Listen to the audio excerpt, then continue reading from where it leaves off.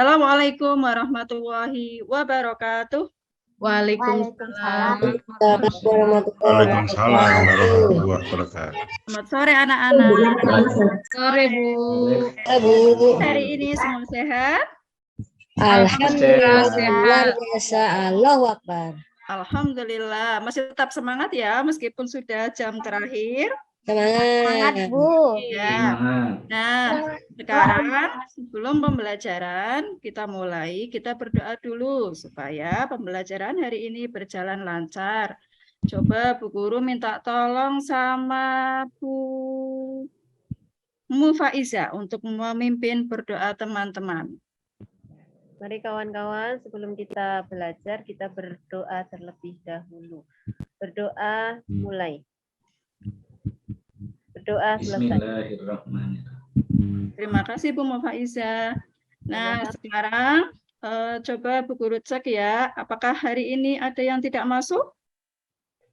Masuk semua, Bu. Semua ya, pinter. Nah, Masuk. sekarang pada hari ini kita akan belajar tentang keragaman etnik dan budaya.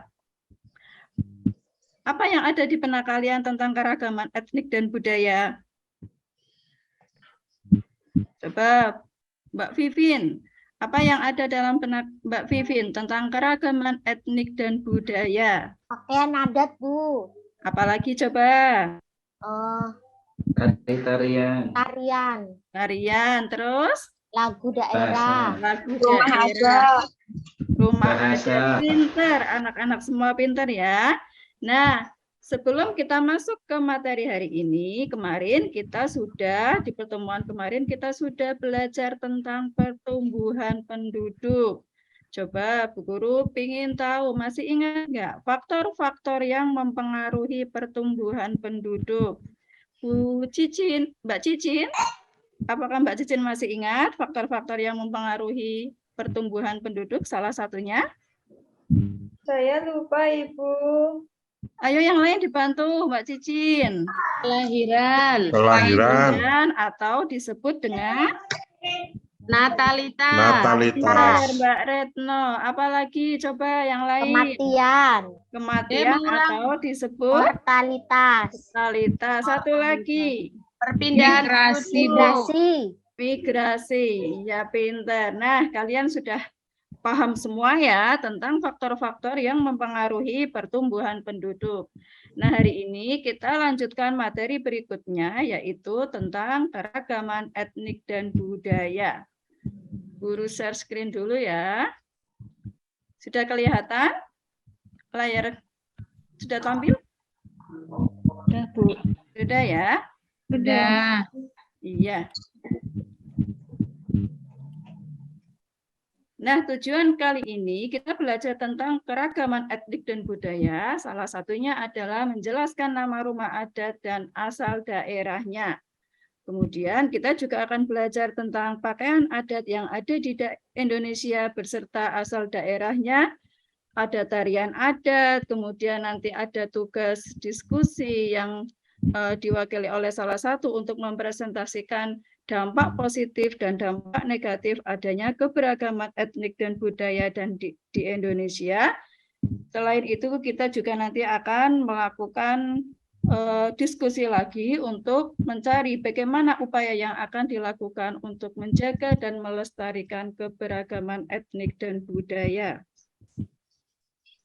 Nah, pada pembelajaran hari ini nanti Bu Guru akan mengambil penilaian. Yang pertama yaitu penilaian sikap. Yang akan dinilai adalah tentang kejujuran kalian, disiplin, tanggung jawab, gotong royong, kesopanan, dan percaya diri. Kemudian yang kedua adalah penilaian pengetahuan. Yang dinilai adalah sejauh mana kalian menangkap materi pada pembelajaran hari ini. Kemudian yang ketiga yaitu penilaian sikap. Ini kaitannya dengan kemampuan kalian mempresentasikan hasil diskusi dan kemampuan bertanya. Sampai sini ada pertanyaan anak-anak? Cukup, Bu Guru. Cukup ya. Kita masuk ke materi.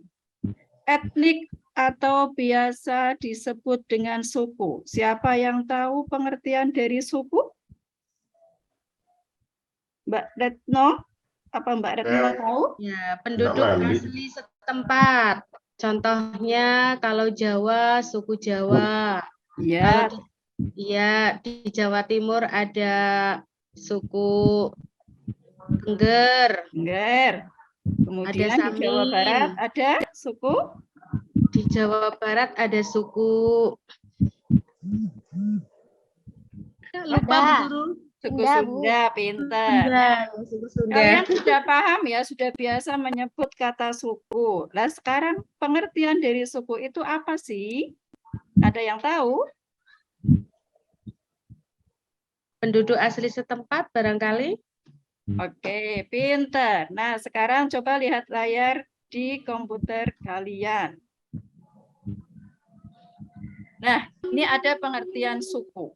Pengertian suku menurut Kunchoro-Ningrat adalah sekelompok manusia yang mempunyai kesatuan budaya dan terikat oleh kesadaran budaya tersebut sehingga menjadi identitas. Nah, ciri-ciri suku. Pertama, mempunyai kesamaan kebudayaan, bahasa, adat istiadat, dan nenek moyang. Sedangkan ciri yang mendasar dari suku yaitu satu antara lain adanya persamaan bahasa daerah, adat istiadat, sistem kekerabatan, kesenian, daerah, dan tempat asal. Kemudian pengertian dari budaya. Ada yang tahu pengertian dari budaya? Hasil. Hasil cipta karya. Hasil cipta karya. Betul, Mas Amin. Yang lain ada yang mau nambahi? Hasil cipta rasa dan karsa manusia, Bu. Pinter, Mbak Vivin. Nah, sekarang di sini slide Bu Guru menampilkan pengertian budaya. Budaya atau kebudayaan berasal dari bahasa mana, Mas Amin? Dari bahasa mana? Ada yang mau membantu Bu Guru? Tolong dibacakan. Bahasa Sanskerta. Pinter, Mas Budi. Dari bahasa Sanskerta yaitu budaya yang merupakan bentuk jamak dari budi atau akal yang diartikan sebagai hak-hak yang berkaitan dengan budi dan akal manusia. Sedangkan budaya menurut Selo Sumarjan dan Sulaiman Sumardi adalah hasil karya, rasa, dan cipta masyarakat.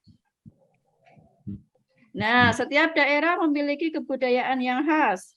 Keragaman budaya tersebut dapat dilihat melalui bentuk-bentuk pakaian adat, lagu daerah, tarian daerah, rumah adat, upacara adat, dan lain sebagainya.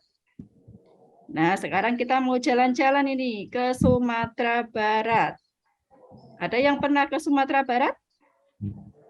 Belum, Bu. Atau ada yang dari kelas ini yang dari Sumatera Barat? Nggak ada ya?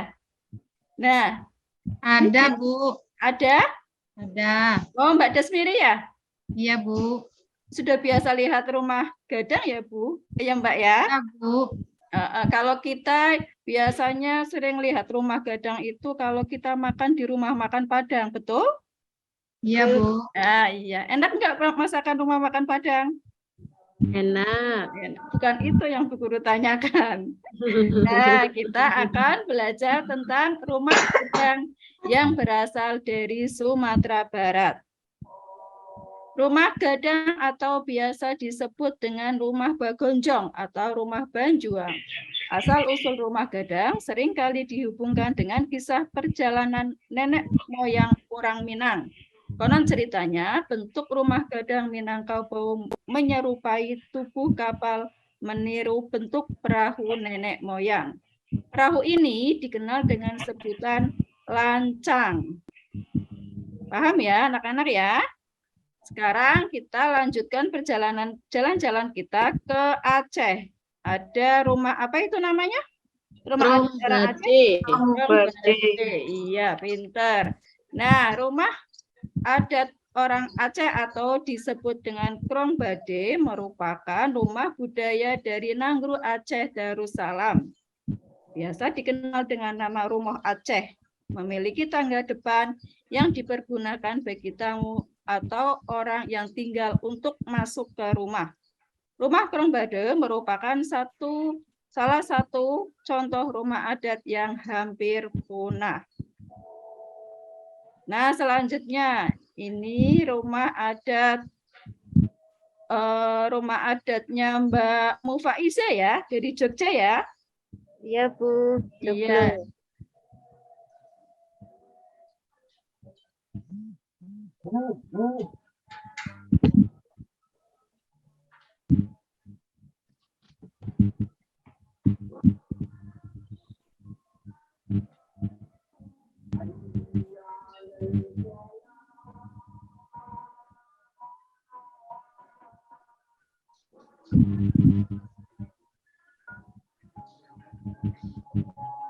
Bu, itu di mute mikrofonnya itu, Bu. Nggak kedengaran suara Ibu.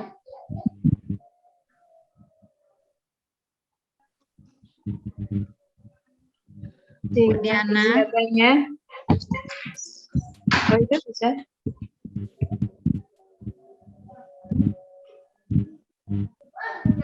Suara Bu Diana tidak Ya. kedengaran. Sudah terdengar? Sudah terdengar. Nah, iya. Rumah adat orang Yogyakarta disebut rumah joglo, berasal dari kata tajuk loro atau juglo. Arti dari kata tersebut yakni dua gunung. Masyarakat zaman dahulu menjadikan rumah joglo sebagai simbol dari status sosial dan finansial yang dimiliki orang. Kemudian yang selanjutnya yaitu rumah adat yang sudah biasa kita lihat ya. Ini biasanya sering sekali keluar di ujian. Namanya rumah adat orang Papua. Itu namanya apa ya, Mbak Desmiri ya? Honai. Honai. Iya, ini rumah Honai. Ini sering sekali keluar di ujian. Kalian harus diingat asalnya dari mana, bentuknya seperti apa. Nah ini, kalian lihat di layar kalian. Rumah Honai atau Onai merupakan rumah tradisional masyarakat Papua Pegunungan, khususnya suku Dani. Berbentuk bulat, sederhana, dengan pintu kecil dan tidak dilengkapi jendela. Tinggi rumah sekitar 2,5 meter. Sangat pendek ya. 2,5 meter yang terbagi menjadi dua bagian, yaitu lantai bawah dan lantai atas. Kemudian yang sini itu rumah tongkonan. Rumah tongkonan yang berasal dari Tanah Toraja, Sulawesi Selatan. Ada yang dari Sulawesi Selatan di kelas ini? Bu Marhama dari mana ya? Bu Marhama ya? Sulawesi Oh, Tengah, iya. Bu. Sulawesi Selatan, Ibu Harlia. Oh, Mbak Harlia ya. Oke. Nah, ini rumah adatnya Mbak Harlia, rumah tongkonan. Tongkonan adalah rumah adat orang Toraja yang merupakan tempat tinggal, kekuasaan adat, dan perkembangan kehidupan sosial budaya orang Toraja. Nah, sekarang itu tadi contoh-contoh rumah adat. Kita lanjutkan dengan contoh dari pakaian adat. Yang pertama adalah pakaian adat dari Sulawesi Selatan juga, yaitu namanya baju bodo, yang menjadi pakaian adat Sulawesi Selatan asli dari suku Bugis, memiliki keunikan tersendiri. Baju bodo merupakan pakaian tertua yang ada di dunia. Masyarakat Sulawesi Selatan sudah menggunakan baju adat ini sejak abad ke-9, sudah sangat lama sekali ya. Nah, lanjut ke pakaian adatnya orang Jawa Timur, yaitu jepeng tulik. Pakaian adat Jawa Timur ini berasal dari Banyuwangi. Kata jepeng dan tulik merupakan bahasa suku Osing. Jepeng sendiri dikhususkan untuk kaum wanita, sedangkan tulik untuk kaum pria. Sampai sini ya, ada pertanyaan enggak? Pak lanjut? Dilanjutkan ya. Iya. Kita lanjutkan jalan-jalan kita lagi. Melihat pakaian adat dari Jawa Tengah atau disebut baju Jawi Jangkep dan kebaya Jateng. Pakaian adat Jawa Tengah yang resmi adalah pakaian Jawi Jangkep. Pakaian ini didominasi warna hitam pada atasan dan digunakan oleh pria.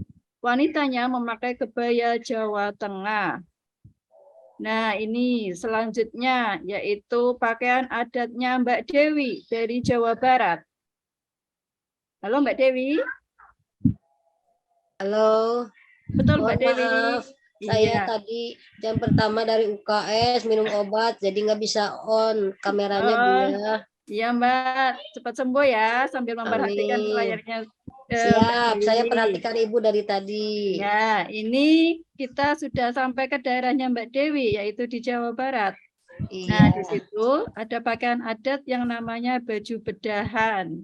Baju bedahan merupakan jas khas Sunda yang terlihat seperti jas takwa dengan kerah seleher dan dilengkapi kancing dan satu sapu bagian atas, dua sapu di bagian kanan dan kiri. Nah, kemudian jalan-jalan kita lanjutkan ke Jakarta. Kita akan melihat pakaian adat orang Jakarta yaitu baju demang.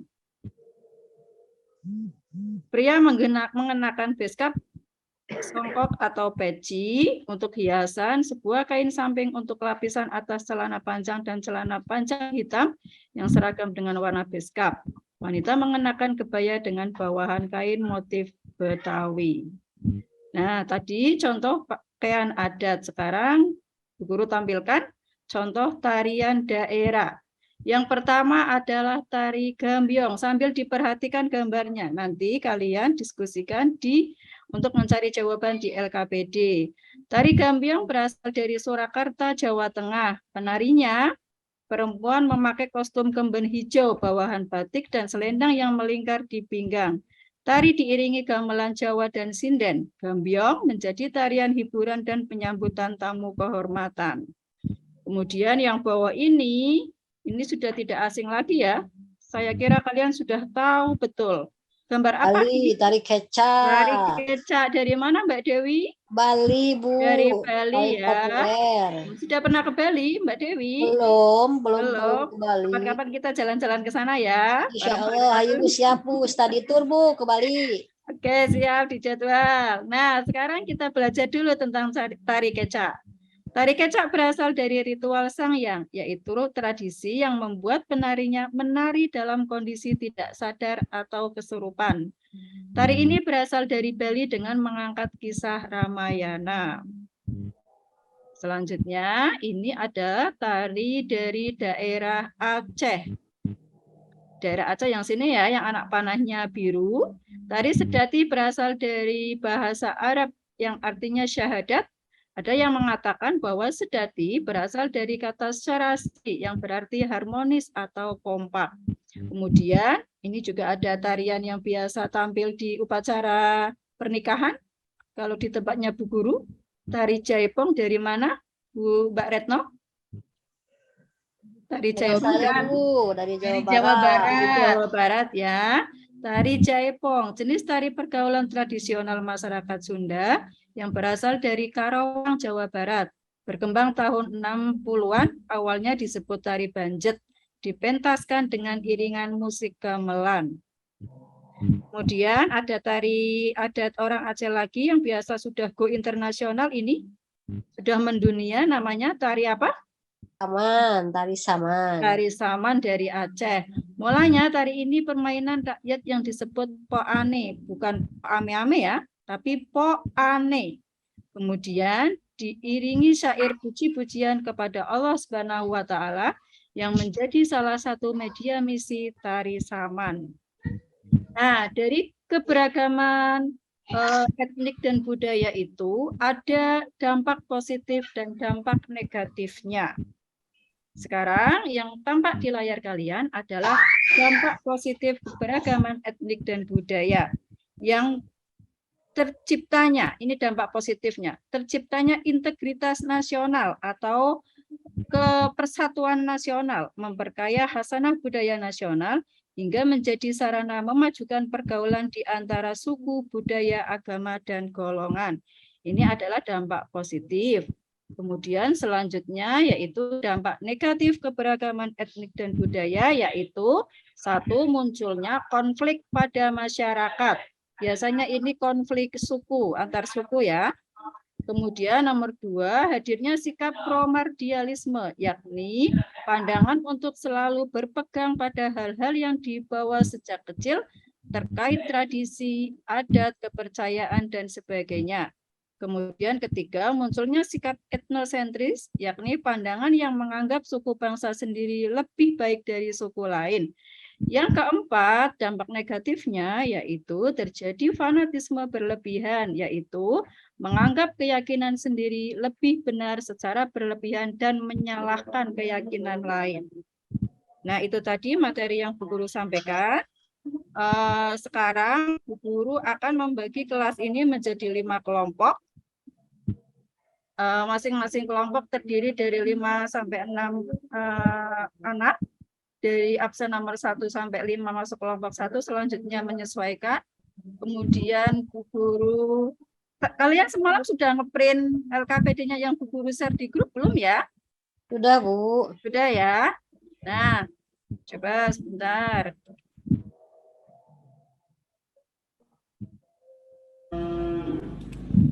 Ini LKPD yang Bu Guru semalam kirim di grup WA. Nah, masing-masing kelompok mengerjakan, biar cepat mengerjakan 1 soal saja. Kelompok 1 nanti minta tolong sama Bu Faiza untuk presentasi. Kemudian kelompok 2 kepada Mbak Dewi Retno.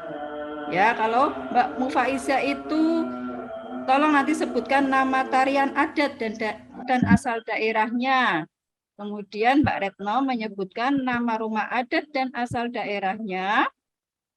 Kemudian kelompok 3 Bu Guru tunjuk saja ya langsung ya Mbak Cicin ya. Nanti Mbak Cicin beserta anggotanya kelompoknya itu menganalisis nama pakaian adat dan asal daerahnya. Kemudian kelompok 4 menyebutkan bagaimana dampak positif dan negatif, serta kelompok 5 menganalisis mengapa sikap toleransi sangat dibutuhkan dalam menyikapi keberagaman di Indonesia. Sampai sini ada pertanyaan tentang LKPD? Jelas, Bu. Jelas ya. Sekarang Bu Guru kasih waktu 10 menit untuk mengerjakan. Nanti masing-masing dari yang tadi Bu Guru tunjuk untuk presentasi. Silakan bergabung ke kelompoknya masing-masing ya. Siapkan LKPD-nya. Siap, Bu. Ayo kerja kelompok. Jangan menunggu jawabannya saja dari yang sudah mengerjakan. Rumah adatnya dibuka lagi, Bu. Rumah adatnya. Oke.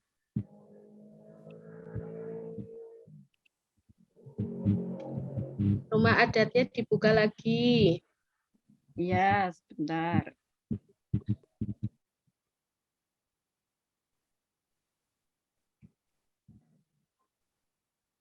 Rumah adat ya.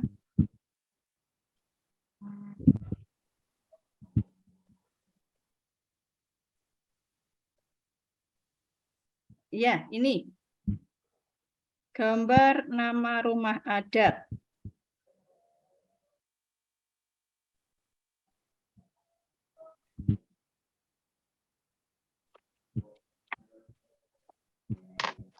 Sudah ya?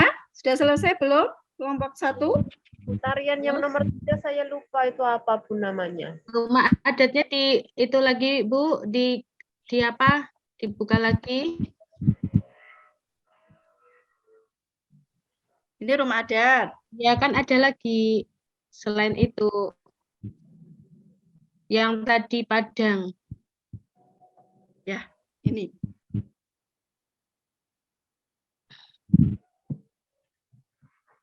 Terus ada lagi?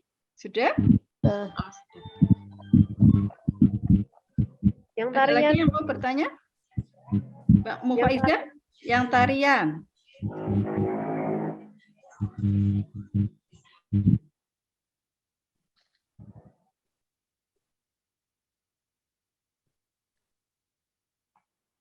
Ke bawah Lagi lagi, Mbak Bu. Mufaiza.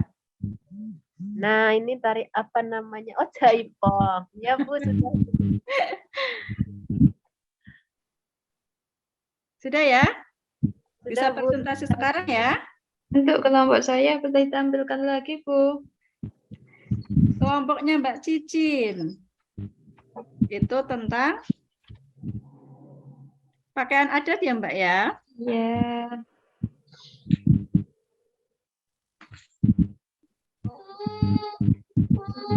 Bentar.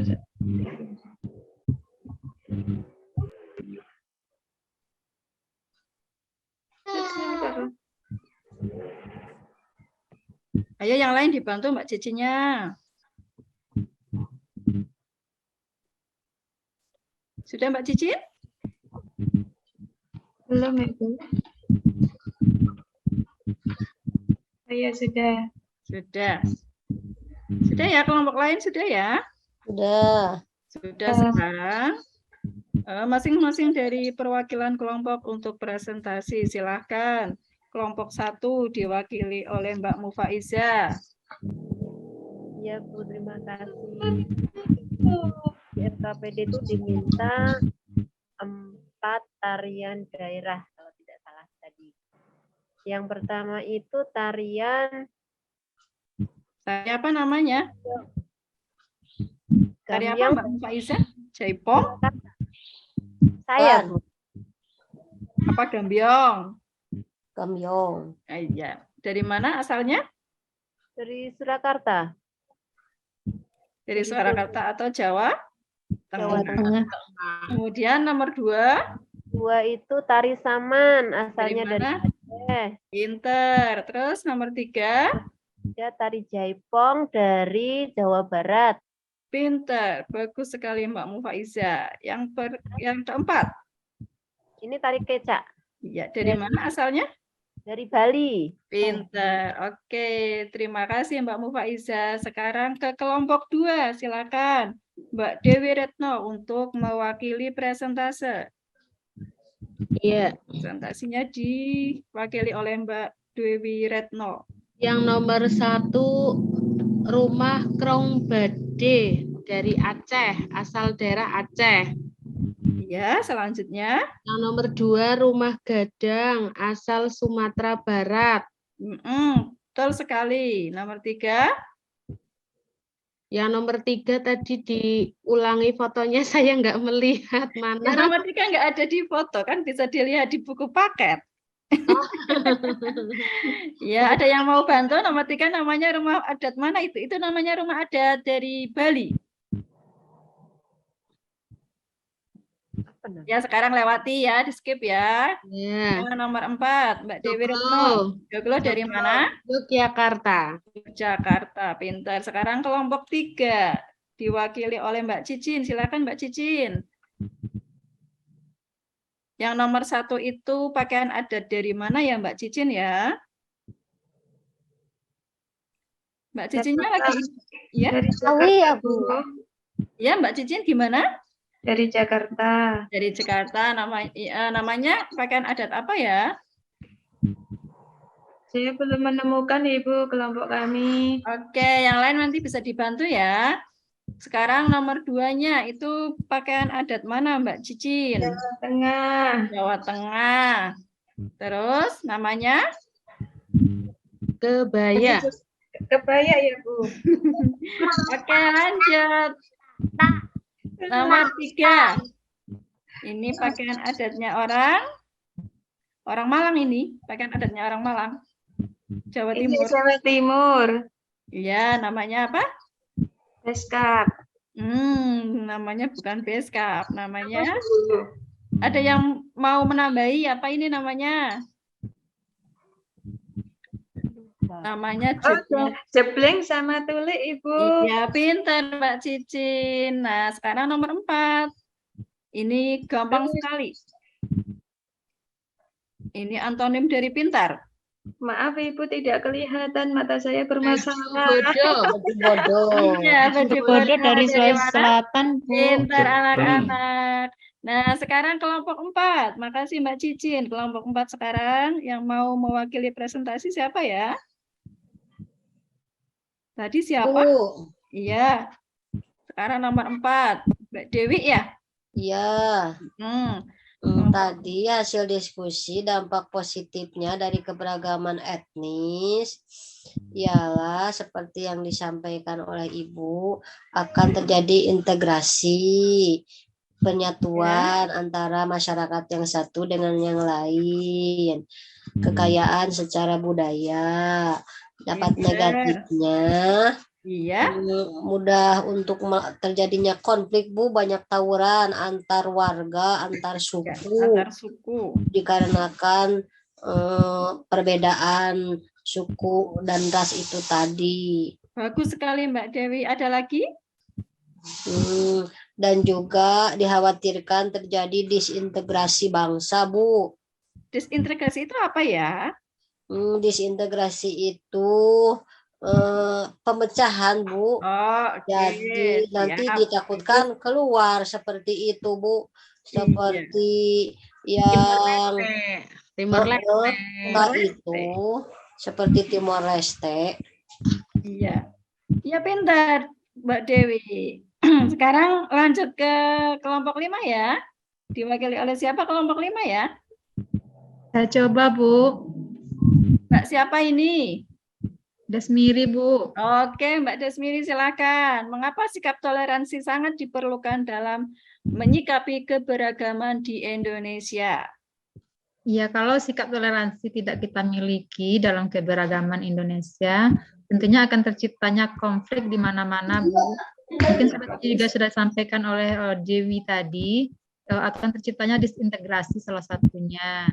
Akan terjadi perpecahan, konflik di mana-mana. Suku A mengatakan dia yang terbaik, suku B juga seperti itu, sehingga akan terjadi konflik di mana-mana. Ya, pinter Mbak Dewi. Biasanya kalau konflik itu seringnya yang kita tahu konflik suku ya, seperti konflik suku Dayak dengan suku Madura di Sampit dan lain-lain ya. Masih ingat kan ya peristiwa di Sampit itu ya? Mengerikan, Bu. Mengerikan ya. Nah, itulah hari ini kita belajar tentang keberagaman etnik. Ada yang bisa menyimpulkan dari materi yang Ibu Guru sampaikan hari ini? Saya, Salah Bu satu? Guru, Iya, silakan Mbak Dewi Ya. Retno.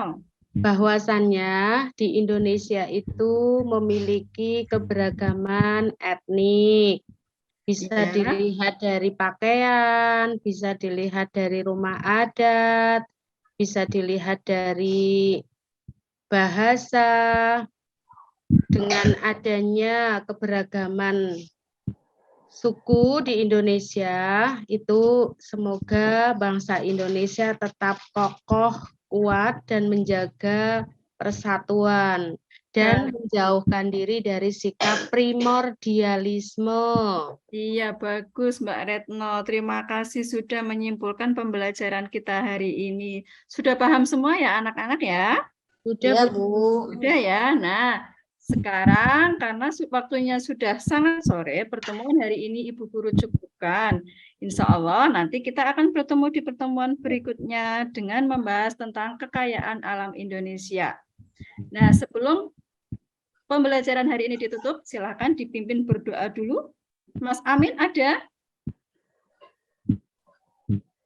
Silakan dipimpin teman-temannya berdoa sebelum pulang. Bu Amin lagi ke belakang, Bu. Oh, sekarang Mbak Dewi saja ya.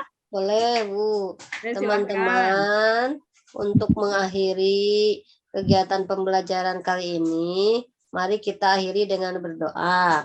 Berdoa dimulai. Selesai. Oke, makasih Mbak Dewi. Nah, Sama-sama, anak-anak, Ibu. hari ini kita tutup pelajaran hari ini. Nanti pulangnya hati-hati, yang bawa motor jangan ngebut, yang jalan kaki jalannya harus hati-hati ya. Iya, Bu. Mudah-mudahan Terima kita semua kasih. selamat dan bisa bertemu di sekolahan besok untuk belajar lagi. Itu saja dari Ibu Guru. Wassalamualaikum warahmatullahi wabarakatuh. Waalaikumsalam warahmatullahi Waalaikumsalam warahmatullahi wabarakatuh. wabarakatuh.